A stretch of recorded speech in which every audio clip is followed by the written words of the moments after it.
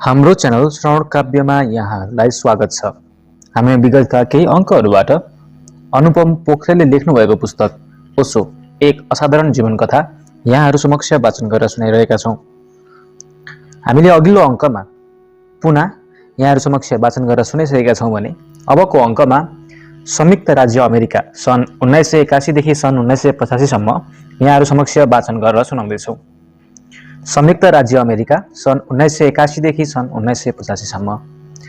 सन् 1981 जुन 1 रजनीश अमेरिकाको केनेडी विमानस्थलमा पुगे। उनलाई सुरुमा उनका शिष्यहरूले किनेको न्युजर्सीको दरबारमा राखियो। अत्यन्तै सुन्दर त्यो दरबार कुनै वास्तुविदले आफै बस्नका निम्ति बनाएको हुनाले अत्यन्तै कलात्मक थियो। रजनीशलाई वास्तुकलाका हिसाबले बेजोड लागेको यस ठाउँलाई उनको स्वास्थ्यले भने मन पराएन। उनलाई दम र विभिन्न एलर्जीको कारण सुक्खा ठाउँ चाहिने भएकाले शिष्यहरूले फेरि कुनै अर्को स्थान खोज्न थालिसकेका थिए। केही समयपछि रजनीशकी सचिव शिलाले खोजेको ओरेगोन राज्यको जग्गामा उनीहरू स्थानान्तरण भए। त्यस ठाउँलाई पछि रजनीशपुरम नामाकरण गरिएको थियो।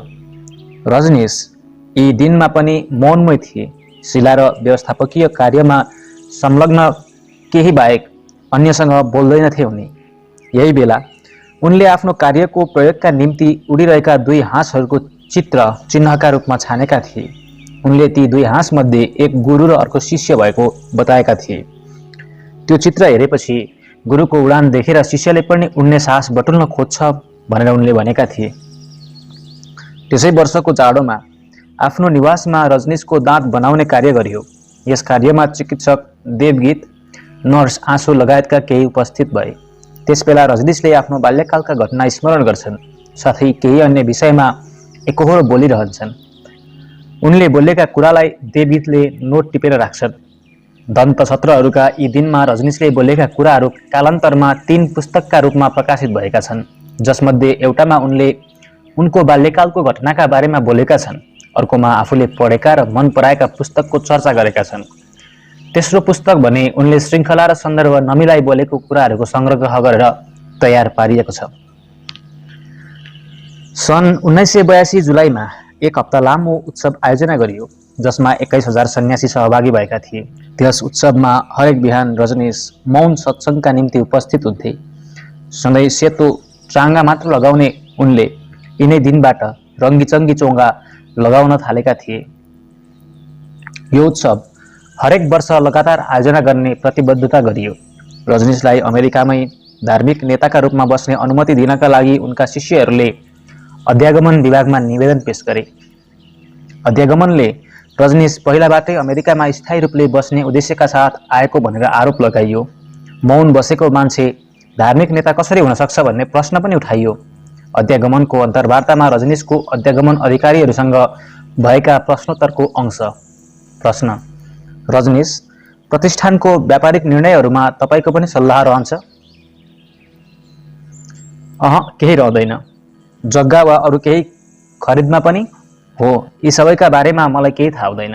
तपाईको यो मौन चरण कहिलेसम्मलाई हो? यो जारी रहनेछ। कहिलेसम्म? जहिलेसम्म मलाई बोल्न मन लाग्दैन। उसो भए आफू कहिलेबाट बोल्न थाल्ने भन्ने कुनै एक निश्चित मिति दिन सक्नुहुन्छ? भविष्यको के कुरा? म त भोलिका बारेमा पनि केही भन्न सक्दिनँ। के यो मौन चरण तपाईको स्वास्थ्य स्थितिसँग सम्बन्धित छ? पटक्कै छैन। मैले वर्षौंदेखि भनिरहेको थिएँ कुनै दिन म बोल्न छाडेर मौनका माध्यमले संवाद गर्नेछु भनेर। के शिलासँग पनि तपाईँ बोलिरहनु भएको छैन? होइन, शिलासित त म दिनहुँ बोल्ने गर्छु, त्यो अर्कै कुरा हो। शिला बाहेक शाब्दिक रूपमा अरू कोसँग बोल्ने गर्नुभएको छ? शिलासँग मात्र। उनले आश्रमका विभिन्न गतिविधिका सम्बन्धमा मेरो सल्लाह लिइराख्नुपर्छ। त्यसै वर्षको डिसेम्बरमा अध्यागमन विभागले रजनीशलाई धर्मगुरुका रूपमा अमेरिका बस्न दिन अनुरोध गरेको निवेदन अस्वीकृत गरिदियो। अब रजनीशलाई अमेरिका कसरी बसाउने भन्ने विषयमा उनका शिष्यहरूले अन्य उपाय सोच्न थाले। यसै प्रयोजनका निम्ति शिलाले रजनीशिज्म नामक नयाँ धर्मको घोषणा गरिन्। धर्मग्रन्थका रूपमा रजनीशिज्मको किताबको प्रकाशन गरिने भयो, जसमा रजनीशका विभिन्न समयका प्रवचन सङ्कलन गरिएको हुनेछ। यस विषयमा रजनीशले भनेका छन्, अध्यागमनका अधिकारीले मलाई मेरो दर्शन नयाँ धर्म हो भनेर सोधे। मैले भने, म धर्म होइन, धार्मिकता सिकाउँछु। उनीहरूले धर्म भन्ने कोटा अन्तर्गत मात्र मैले अमेरिकामा बस्न पाउनेछु र स्वीकृतिका निम्ति निवेदन गर्न पाउनेछु भने म त्यही उनीहरूको मूर्ख मागका कारण धर्म भन्ने शब्द प्रयोग गर्न बाध्य भएँ। यो 3 वर्षमा शिलाले त्यसलाई सत्य ठानेर सङ्गठित धर्म निर्माण गरिसकिन्। रजनीसिज्मको भविष्यका बारेमा रजनीसँग लिएको अन्तर्वार्तामा उनले भनेका छन्, रजनीसिज्म इसाई, इस्लाम, हिन्दू जस्तो धर्म होइन। रजनीसिज्म धर्म होइन, धार्मिकता हो। प्रेम, ध्यान, मौन र प्रार्थना भाव हो। त्यसैले रजनीसिज्मको कहिल्यै अन्त्य हुने छैन। सन् 1984 मार्चमा रजनीशले विश्व एड्सको त्रासदीमा रहेको बताउँदै आश्रमभित्र त्यसलाई प्रवेश गर्न नदिनका लागि पालना गर्न भनेर केही नियम बनाए, जसमध्ये केही कन्डमको प्रयोग, मुख र गुदा मैथुन निषेध आदि थिए। सन् 1984 जुनमा रजनीशले आफ्ना केही सन्यासी शिष्यहरूले बुद्धत्व पाएको घोषणा गर्छन्। आफ्नो मृत्युपछि आश्रमका कार्य कसले सम्हाल्ने भनेर पनि बताउँछन्। यो सुनेर आफ्नो नाम परेका सन्यासीहरूमध्ये केही खुसी हुन्छन् भने नाम नपरेका सन्यासीहरू दुखी। केहीले त रिसाउँदै रजनीशलाई चिठी पनि लेख्छन्। उनीहरू बुद्धत्व पाइसकेका हुन् भने हामी चाहिँ किन होइनौँ भनेर। रजनीशले केही दिनपछि नै बुद्धत्व पाएका शिष्यहरू सम्बन्धी आफ्नो घोषणा मजाकका रूपमा गरेको अर्को घोषणा गर्छन्। त्यसो गर्नुको पछाडि आफ्नो उद्देश्य कसले कस्तो प्रतिक्रिया जनाउँछ भनेर हेर्नु रहेको भनेर बताउँछन्। साथसाथै रजनीशपुरमको 24 माइलभरि मृत्यु हुने जुनसुकै सन्यासीले पनि सम्बोधि हासिल गर्ने खुलासा गर्छन्। सन् 1984 जुलाईमा भएको उत्सवमा पहिलो पटक रजनीशको सुरक्षा राज्य सरकार पुलिसद्वारा तालिम दिइएको सशस्त्र सन्यासीहरूको दस्ताद्वारा गरिन्छ। रजनीशलाई विभिन्न आरोप लगाउँदै ओरेगोको स्थानीय अदालतमा सन् 1984 अगस्तमा एक स्थानीय महिलाले मुद्दा हाल्छिन्। यथेष्ट प्रमाणको अभावमा अदालतले त्यसलाई खारेज गरिदिन्छ। सन् 1984 अक्टोबर 21 का दिन रजनीशले आफ्नो 3 वर्ष लामो मौन अन्त्य गर्छन्। त्यसपछि हरेक साँझ आफ्नै घरमा सानो एउटा समूहलाई प्रवचन दिन थाल्छन्, जसको भिडियो रेकर्ड पनि बनाइन्छ।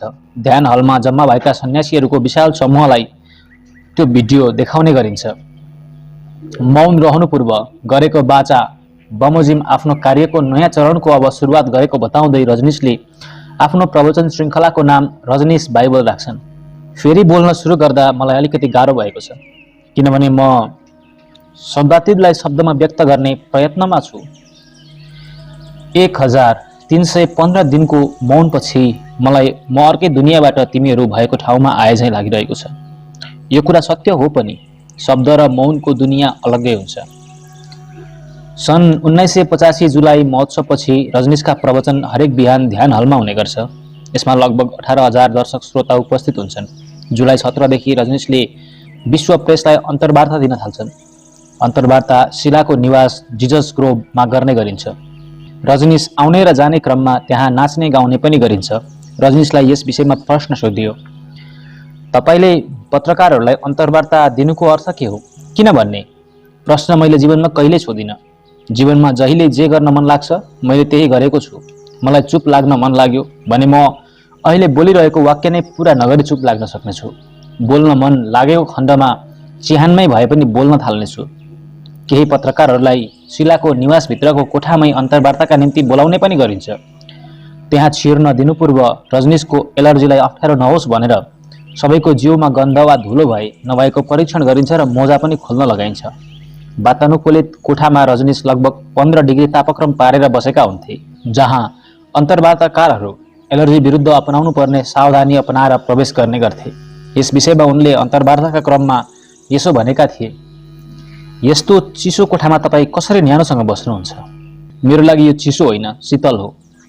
के तपाईँ बाल्यकालबाट यस्तो चिसो वातावरण मन पराउने गर्नुहुन्थ्यो? हो। के तपाईँ दिनमा निकै घण्टा ध्यान गरेर बिताउनुहुन्छ? अन्य धर्मले ध्यान केही मिनेट वा घण्टाका निम्ति गरिने प्रक्रिया हो भनेर बताएका छन्। त्यो मूर्खता हो। ध्यान हरेक दिन, हरेक क्षण र हरेक क्रियाकलापमा जारी राख्नुपर्छ। आफ्ना हरेक क्रियाकलाप प्रतिको सजगता नै ध्यान हो।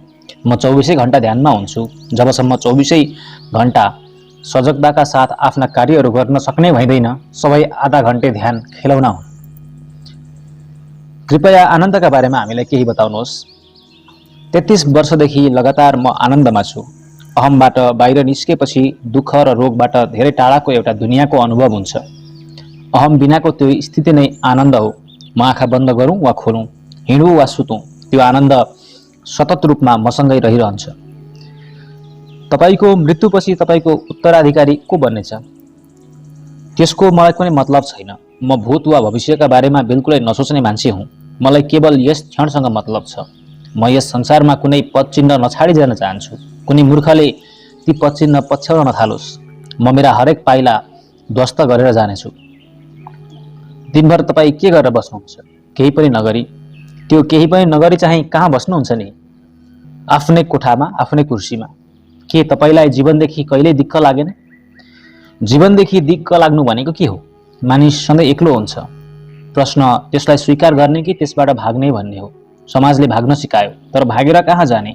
जीवनको धेरै समय मैले भिडमा बिताएँ, तैपनि म जीवनभर एक्लो छु।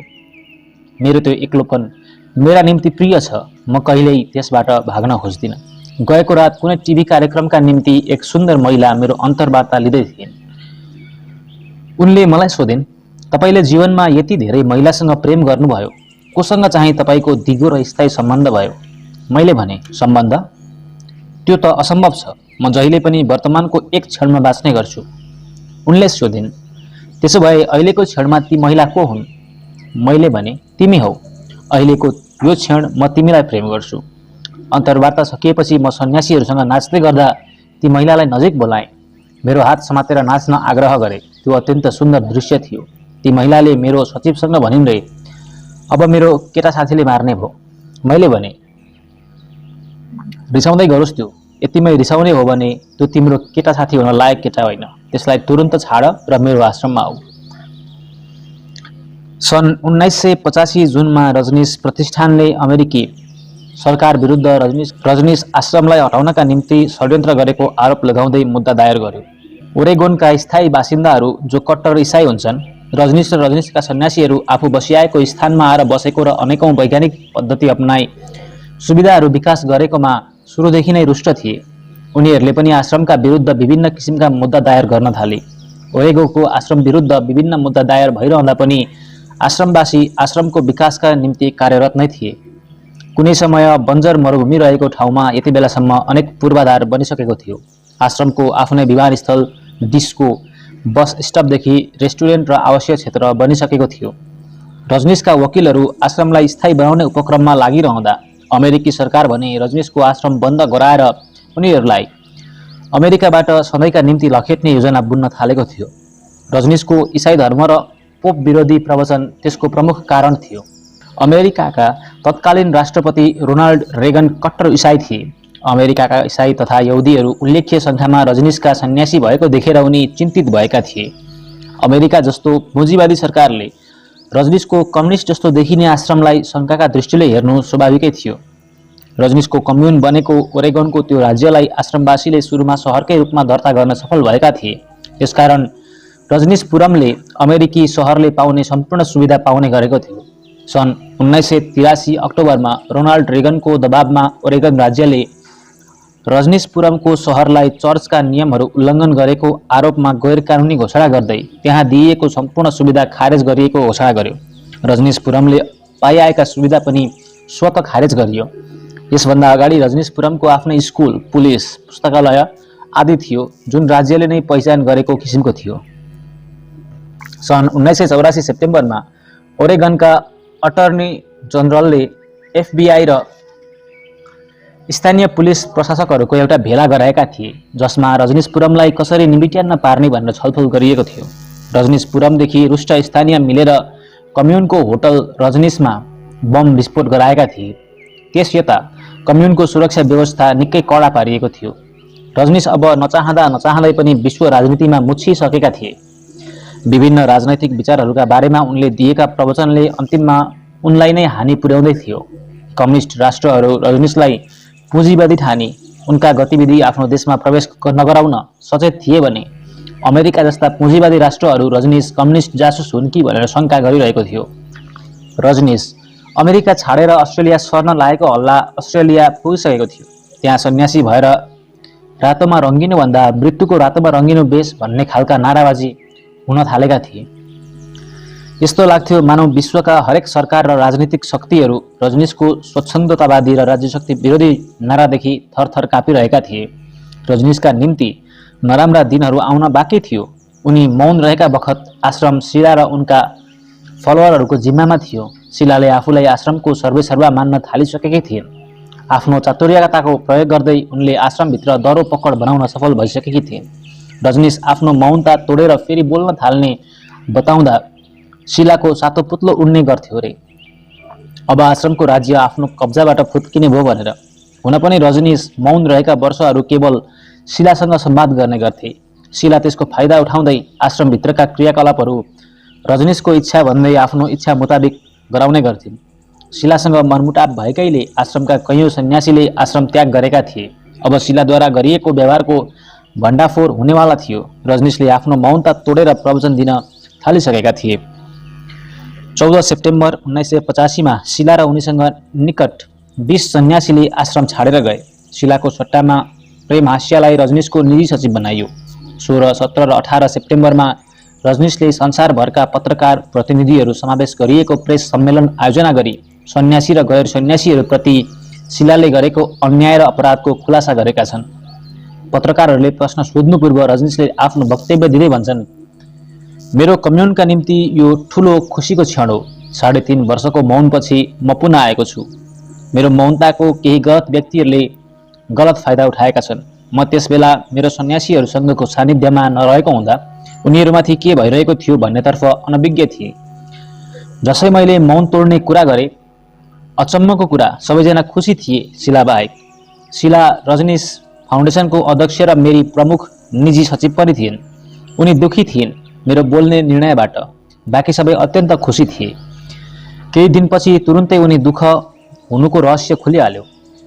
म नबोलेको बेला उनी आश्रमको केन्द्र भएकी थिइन्। मेरो प्रतिनिधित्व गर्दै बोलिरहँदा सञ्चार माध्यमहरूमा उनी निकै छाएकी थिइन्, विश्व प्रख्यात भएकी थिइन्। मैले बोल्न थाल्ने बित्तिकै टेलिभिजनमा तिनको चाबी हराउन थाल्ने भयो। म आफै बोल्न थालेपछि मेरा प्रतिनिधिको के काम? यसले उनको अहममा ठुलो चोट पुर्यायो। बिस्तारै उनी अस्ट्रेलिया, भारत र युरोपका कम्युनहरूको भ्रमणमा जान थालेकी थिइन्। फर्केर आएपछि मलाई आश्रममा पहिले पाउने गरेको खुसी र आनन्द अब पाउन छाडेको भनेर पत्र पनि लेखेकी थिइन्। संसारले राजनीति र सत्ता सङ्घर्षका कारण पाउनु दुःख पाइसकेको छ।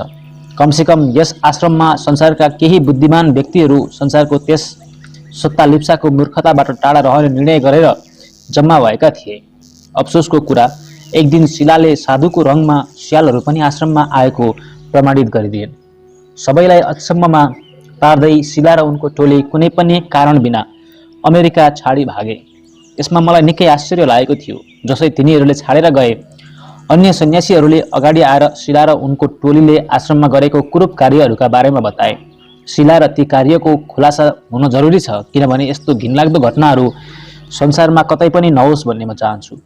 शिला उड्ने बित्तिकै सन्यासीहरूले अगाडि आएर यस्ता तथ्यहरूको बयान गरे जसले मलाई अचम्ममा पार्यो। शिलाले विभिन्न डर, त्रास र धम्कीद्वारा सन्यासीहरूको मुख बन्द गराएकी रहेछन्। मेरो मौनकालमा आश्रम ध्यान कम्युन नभएर फासिस्ट कम्युन पो बन्ने तर्खर गर्दै रहेछ।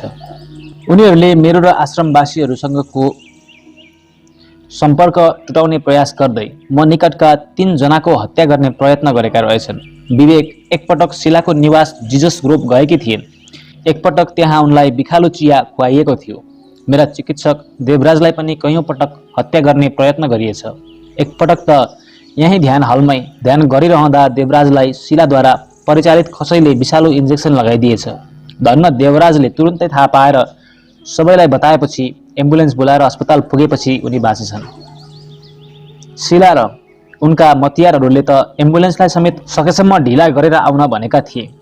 बिस्तारै अझै धेरै कुराहरू थाहा हुँदैछ। यो कुरा हामी पुलिस र स्थानीय सरकारलाई बताइरहेका छौँ। पोहोर साल भएको चुनावमा शिला र उनका सहयोगीहरूले सहरभरिको पिउने पानीको स्रोतलाई विषाक्त बनाउने प्रयत्न पनि गरेका रहेछन्। शिला र उनको डफ्फा अपराधी हुन्। उनीहरूले कम्युनमा आफ्नो विवेक प्रयोग गर्न खोज्ने सबैलाई छानी छानी छुट्याउँदै रहेछन्, जबकि मेरो सम्पूर्ण शिक्षा नै स्वयंको विवेकबाट शासित हौँ भन्ने हो। मेरो सम्पूर्ण जीवनमा मैले राजनीतिको विरोध गरेँ। मेरा सन्यासीहरू बिल्कुलै अराजनैतिक हुन् भन्ने चाहे। तर यहाँ मेरो 3.5 वर्षको मौनकालमा शिलाले निकृष्ट राजनीतिज्ञको जस्तो काम गरिन्। एन्टिलोप सहरको निर्वाचन उनीहरूले छलकपट गरी अपराध गरी आफूले जित्न खोजेछन्। हामी त यहाँ ओरेगनवासीको पाहुना हुनुमै खुसी थियौँ। मैले तपाईँ पत्रकारहरूलाई एउटा खुसीको खबर सुनाउन बोलाएको हुँ। कम्युन अब तानाशाही शासनबाट मुक्त भएको छ। अब हामी यस स्थानलाई अति सुन्दर बनाउनेछौँ। सम्पूर्ण ओरेगोलाई हामीमाथि गर्व हुनेछ। हामी आउनुभन्दा अगाडि मरुभूमि बाहेक यहाँ के नै थियो र? 50 वर्षदेखि बिक्रीमा रहेको र कसैले नकिनेको यस मरुभूमिलाई हामीले हाम्रो पसिनाको बलले यतिको बनाएका हौँ। यो सफलता मेरो मेहनती सन्यासीहरूलाई जान्छ, न कि उनीहरूको अधिपति सम्झिने शिला र उनका तानाशाही ढफ्फालाई। उनीहरूले मेरो हत्याको पनि योजना बनाएका थिए होलान्। मेरो कोठामा उनीहरूले विभिन्न उपकरण जडान गरेका रहेछन् जसका माध्यमले मेरो कोठाका गतिविधि सुन्न सकियोस्। अझ उनीहरू नै मलाई भन्ने गर्थे म प्रति उनीहरूको हृदयमा कति धेरै प्रेम छ भनेर। रजनीशको वक्तव्य सकिएपछि पत्रकारहरूसँग यस प्रकारको प्रश्नोत्तर भएको थियो। उनीहरू आश्रम छाडी भागेको तपाईँलाई कहिले थाहा भयो? म आफ्नो सासको भ्रमणबाट फर्किएपछि मलाई उनीहरू सधैँका निम्ति आश्रम छाडेर गए भनेर बताइयो। उनीहरू अपराधी थिए भन्ने थाहा हुँदाहुँदै पनि किन उनीहरूलाई रोकिएन? किनभने वास्तविक प्रमाणहरू थिएनन्। उनीहरूले छाडेर गएपछि मात्र उनीहरूको डरले खुम्चिएर बसेका सन्यासी खुलेर अगाडि आए। उनीहरू डराउने कारण पनि थियो। शिलाहरूले केही गर्न बाँकी नै राखेका रहेनछन्। मान्छे मार्नेदेखि लिएर घरहरू जलाउनेसम्मका अपराध गरेछन्। यसबारेमा अझ विस्तृत अनुसन्धान गर्न हामीले पुलिस तथा FBI अधिकारीहरूलाई आश्रममा बोलाएका छौँ। आश्रमका निम्ति शिलाले 99% राम्रो गरेर गएकी छिन्। आश्रम पूर्णतया वातानुकूलित बनाउनुमा शिलाकै मेहनत छ। आश्रमलाई आत्मनिर्भर बनाउनुमा पनि उनकै योगदान छ। हामीले ती सबैका निम्ति शिलाप्रति धन्यवाद राख्नुपर्छ। केवल 1% उनी चुकिन्, त्यो मानव स्वभाव पनि हो। शिलामा कुनै आध्यात्मिक जुजुप्सा थिएन। सन् 1971 मेरो कोठामा पहिलो पटक प्रवेश उनले गरेकी थिइन्। मैले त्यतिबेलै उनी दरो आत्मविश्वास भएकी तर आध्यात्मिक प्यास नभएकी महिला हुन् भनेर थाहा पाएको थिएँ। आश्रमको सुरुवाती विकासमा त्यस्तै व्यक्तिको हामीलाई खाँचो पनि थियो। आध्यात्मका प्यासीहरू त आकाशमा हेरेर हिँड्ने हुन्छन्। निर्माण र व्यवस्थापनमा उनीहरूको के रुचि? शिलामा आध्यात्मिक प्यास रति थिएन। यसै कारण पनि मैले उनलाई आफ्नो निजी सचिवमा नियुक्ति गरेको थिएँ। उनको रुचि ध्यानमा भन्दा बढी ध्यानीहरूको उपयोगमा आउने बाटोघाटो, घर आदि निर्माणमा थियो। मेरो मौनकाल शिलाले मेरा 5000 सन्यासी मेरो नाममा उनको हरेक आदेश पालन गर्न तत्पर छन् भन्ने देखिन्।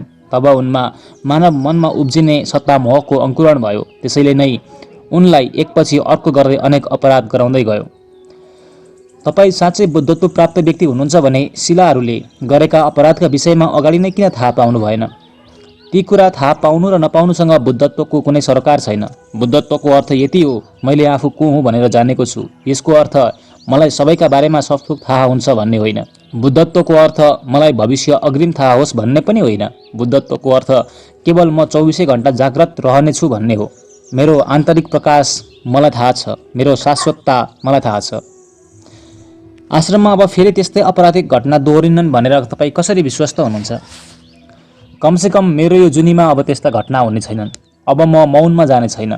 गए पनि अब त्यस्तो हुन नदिन म शक्तिको विकेन्द्रीकरण गर्नेछु। शिलाको हातमा त्यो बेला सम्पूर्ण व्यवस्थापकीय शक्ति थियो जसको उनले दुरुपयोग गर्न सकिन्। अब म व्यवस्थापकीय शक्तिलाई 10 तहमा बाँड्नेछु। तिनका प्रमुख नियुक्त गर्नेछु। ती प्रमुखहरूको पदावधि पनि निश्चित समयको हुनेछ। शिलाको अपराधको सूची। शिला र उनको टोली आश्रम छाडेर भागे लगत्तै उनीहरूको कोठाबाट विभिन्न विषालु तत्त्व बनाउने सूत्रसहितका पुस्तक फेला परेका थिए। आश्रमका विभिन्न गोप्य स्थानमा शिलाले विष परीक्षण गर्ने प्रयोगशाला पनि फेला परेका थिए, जहाँ प्रमुख रूपमा वैज्ञानिक परीक्षणबाट पत्ता नलाग्ने किसिमका विषमाथि परीक्षण गरिने गरेको थाहा पाइएको थियो। शिलाले आश्रम छाडे लगत्तै उनको कोठामा रजनीशद्वारा आश्रमकी नयाँ अध्यक्ष घोषित मा प्रेमहास्या बस्न गइन्। त्यहाँभित्र उनले एउटा भूमिगत कोठा फेला पारेकी थिइन् जसले सुरुङ हुँदै आश्रम बाहिरको विमानस्थलसम्म जोडेको थियो। शिलाले आश्रमबाट भाग्ने तयारी निकै पहिलेबाटै गर्न थालेकी रहेछन् भनेर यस तथ्यले बताएको थियो। उनीहरूले रजनीशपुरमबाट आउने जाने हरेक टेलिफोन कल सुन्न सकिने गरी गोप्य प्रविधि पनि जडान गरेका थिए। शिलाले रजनीशपुरमका हरेक कोठामा गोप्य यन्त्रहरू जडान गराएर त्यहाँ हुने गरेको वार्तालाप कतै आफू विरुद्ध त छैनन् भनेर निगरानी राख्न थालेकी थिइन्। हुँदाहुँदै उनीहरूले रजनीशको कोठालाई समेत बाँकी राखेका थिएनन्। रजनीशले आरोप लगाएअनुसार त शिलाले रजनीशको बोली बन्द हुने किसिमको मन्द विष दुधमा मिसाएर दिन थालेकी थिइन्। आश्रममा राखिएको गार्डलाई शिलाले आश्रमभित्रका रजनीशको घर लाओत्सु कसैसँग पनि निकटता नराख्न निर्देश दिएको र त्यसको कारण त्यहाँभित्र कसैले कुनै पनि बेला मर्नुपर्ने हुन सक्ने भनेर शिलाले बताएको कुराको खुलासा पनि पछि भएको थियो। आश्रमलाई ऋणमा डुबाई शिलाले आश्रमको निकै धेरै रकम स्विस बैंकको आफ्नो व्यक्तिगत खातामा राखेको कुरा खुलासा पनि भएको थियो। शिलाको यो बहिर्गमनपछि आश्रम लगभग लथालिङ्ग जस्तै बन्यो। रजनीशद्वारा नवनियुक्त आश्रम अध्यक्ष र स्वकीय सचिव मा प्रेम हास्या शिला जतिको कुशल व्यवस्थापक साबित नहुनाले आश्रममा निकै अव्यवस्था बढ्न थाल्यो। यस कुरालाई मध्यनजर गर्दै रजनीशले कम्युनवासीलाई सम्बोधन गर्दै 26 सेप्टेम्बर 1985 का दिन शिलाले प्रस्तावित गरेको रजनीशवादी धर्म खारेज गरेको घोषणा गर्छन्। साथै सन्यासीहरूलाई गेरु रङको पहिरन र माला अनिवार्य प्रयोग गर्नुपर्ने नियमबाट मुक्त गरेको पनि बताउँछन्। रजनीशी शब्द शिलाको अस्वीकार थियो। तिमीहरू कोही पनि रजनीशी होइनौ। त्यसो भए इसाई, मुसलमान वा बौद्ध हुनु र रजनीशी हुनुमा के अर्थमा फरक रह्यो र? म चाहन्छु तिमीहरू केवल आफू जे हौ त्यही रहु। मलाई प्रेम गर्नुको अर्थ रजनीशी हुनु होइन, मलाई पछ्याउनु होइन। तिमीहरू मेरा अनुयायी होइनौ, मेरो सहयात्री हौ। तिमीहरू विमुक्त व्यक्तित्व हौ, कसैलाई पछ्याउनु जरुरी छैन। संसारभरका आश्रममा अब रातो लगाउनु पर्ने नियम पनि म खारेज भएको घोषणा गर्छु भन्ने मेरो खबर पुगोस्। मेरो सधैँ सपना थियो तिमीहरूलाई इन्द्रेणीका रङ्गी बिरङ्गी रङहरूमा सजिएको हेर्ने। आज म इन्द्रेणीको रङ हाम्रो रङ भएको घोषणा पनि गर्छु। साथसाथै मालाको अनिवार्यता पनि खारेज गर्छु।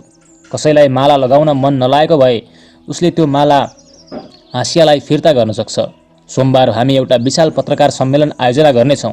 शिलाद्वारा छापिएका रजनीसिज्मका राता पुस्तक आगोमा जलाएर तानाशाही समाप्तिको उत्सव मनाउनेछौँ।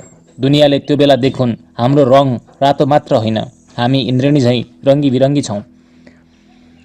त्यसै बेलातिर ओरेगोनका अटर्नी जनरल फ्रोन मेयरले नेसनल गार्डलाई सतर्कको स्थितिमा राख्छन्। रजनीशका साथसाथै सयौं सन्यासीलाई गिरफ्तारी गरिने हल्ला चल्न थाल्छ। रजनीशले 31 सेप्टेम्बर 1985 का दिन फ्रोन मेयरलाई टेलिभिजन मार्फत आफूहरूको गल्ती औँल्याउन चुनौती दिन्छन्। उनीहरू आफ्ना सिपाहीलाई रजनीशपुरममा आक्रमण गर्नका लागि सतर्क राखुन्। हाम्रा सन्यासी झन् सतर्क रहनेछन्। अमेरिकी सरकारले हमला गरेको खण्डमा संसारका हरेक अमेरिकी राजदूतावासका अगाडि सन्यासीहरूले ध्यान, नृत्य र उत्सव गरेर विरोध जनाउनेछन्। यो दृश्य हेर्न लायक हुनेछ। के आजसम्म कसैले विरोध स्वरूप ध्यान गरेका छौ? पक्राउ परे रजनीश। 27 अक्टोबर 1985 का दिन रजनीश आफ्नो एउटा सानो समूह लिएर प्लेनमा रजनीशपुरम छाडेर क्यारोलिनाको कुनै सन्यासीको रिसोर्ट भ्रमण गर्न निस्किए।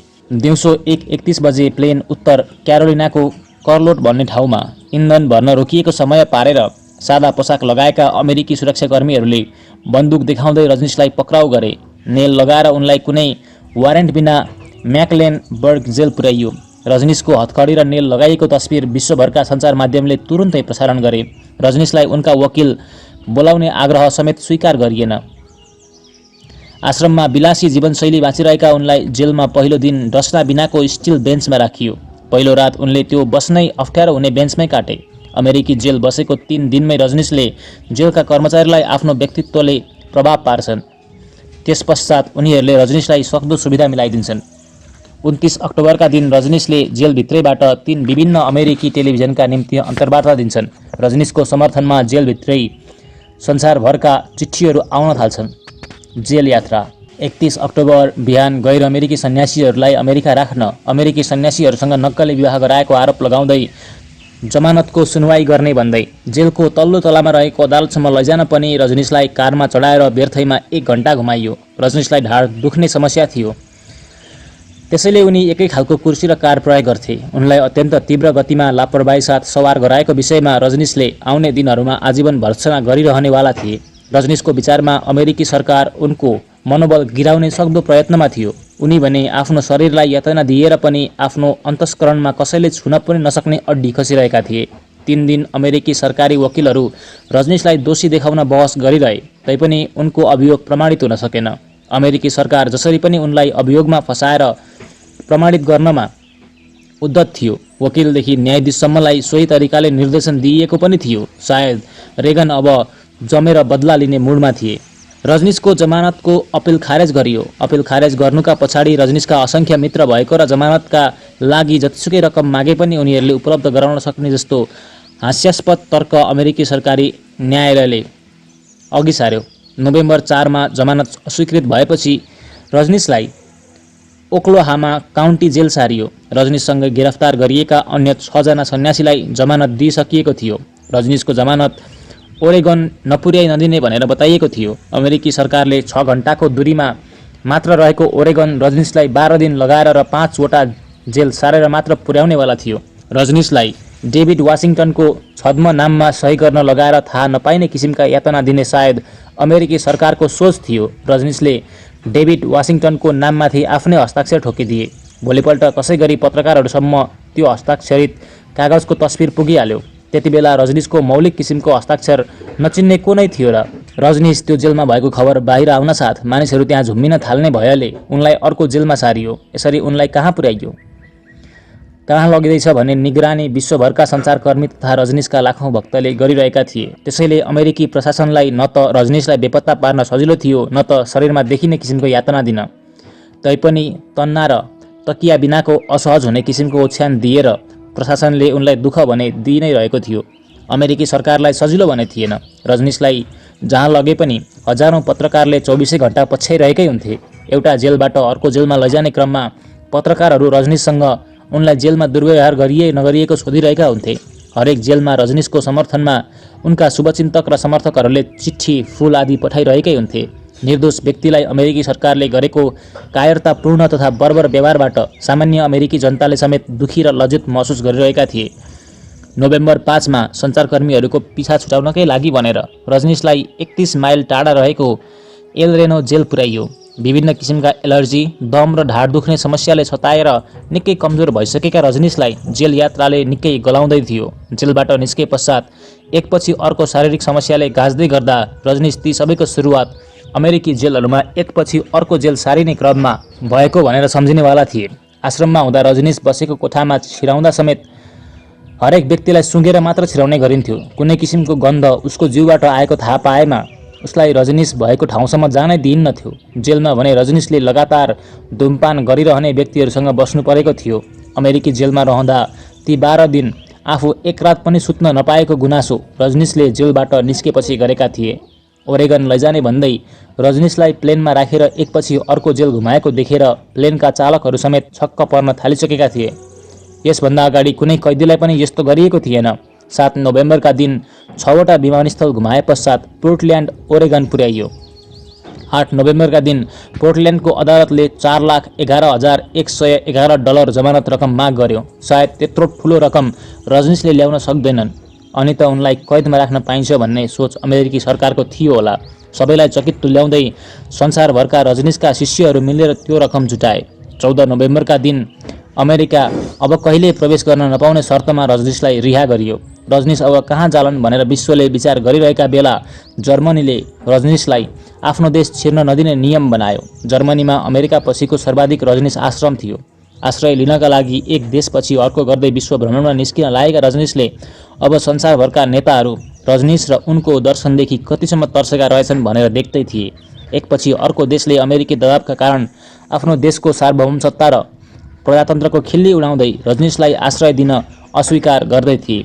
अहिले तपाईहरूले सुन्नुभएको वाचन अनुपम पोखरेलले लेख्नुभएको पुस्तक ओशो एक असाधारण जीवन कथाको आजको शीर्षक हो। यदि तपाईहरूलाई अन्य कुनै पुस्तकको अडियो बुक सुन्न रहर भए कमेन्टमा पुस्तकको नाम उपलब्ध गराउनु हुनका निमित्त अनुरोध गर्दै चाँडै नै अर्को अङ्क लिएर उपस्थित हुने बाचा गर्दै यहाँहरू समक्षबाट म प्रस्तुता बिदा हुन चाहन्छु। नमस्कार।